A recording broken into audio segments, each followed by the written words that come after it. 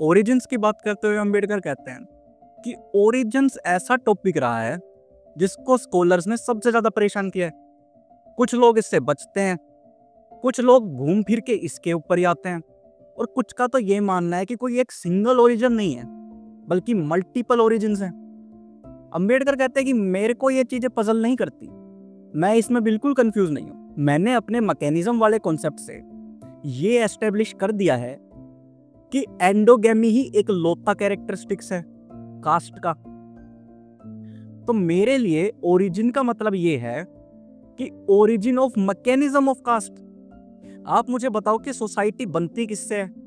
एक जवाब मिलेगा इंडिविजुअल, इंडिविजुअल एंड इंडिविजुअल मिलके सोसाइटी बनाते हैं। अंबेडकर का मानना है कि ऐसा बिल्कुल नहीं है, ये बात बिल्कुल गलत है। इंडिविजुअल एंड इंडिविजुअल मिलके ग्रुप बनाते हैं। वो ग्रुप्स क्लासेस में डिवाइडेड होते हैं, अलग अलग क्लासेस मिलके सोसाइटी बनाती हैं।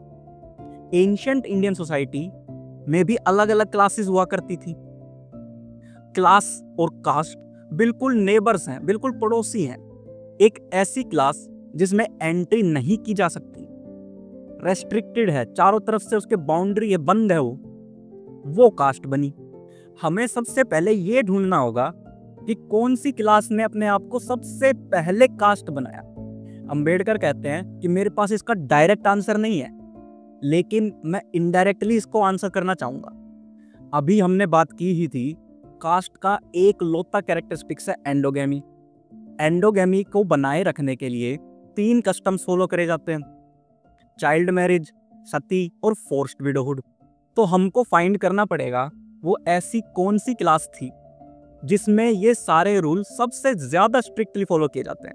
अंबेडकर इसका सीधा आंसर देते हैं कि आज की सोसाइटी में, आज मतलब 1916 की सोसाइटी में ये सारे रूल स्ट्रिक्टली सिर्फ और सिर्फ ब्राह्मण्स फॉलो करते हैं। नॉन ब्राह्मण्स में ये सारे कस्टम्स ना तो कंप्लीटली फॉलो करे जाते हैं, ना स्ट्रिक्टली फॉलो करे जाते हैं।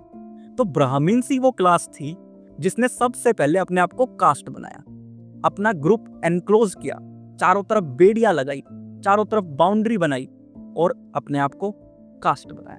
तो क्या इस कंक्लूजन पे पहुंचना मुश्किल था? अंबेडकर कहते हैं ऐसा बिल्कुल नहीं है। इतिहास कितना भी पुराना उठा लो, पूरी दुनिया भर का, हर सोसाइटी में जो प्रीस्ट क्लास है उसने सबसे ज्यादा डोमिनेंस और पावर स्टैब्लिश किया है अपनी रेस्पेक्टिव सोसाइटी में।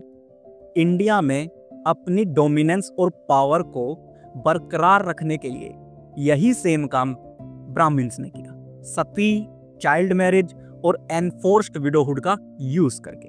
और ये अंबेडकर के अनुसार origins of mechanisms of caste है। यहां से कास्ट स्टार्ट हुई। Brahmins are the originators. अब अंबेडकर अपने रिसर्च पेपर के तीसरे पार्ट पर आते हैं, growth and spread of the caste system.